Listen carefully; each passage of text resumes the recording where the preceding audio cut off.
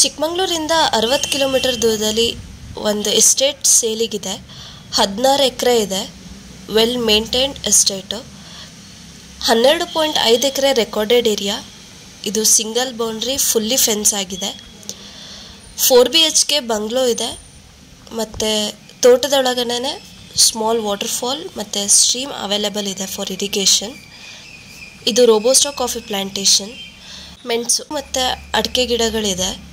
Pulper unit with drying yard ಕೂಡ ಇದೆ. ಒಂದು ಲೇಬರಿಗೆ ಶೆಡ್ ಇದೆ, ಕ್ವಾರ್ಟರ್ಸ್.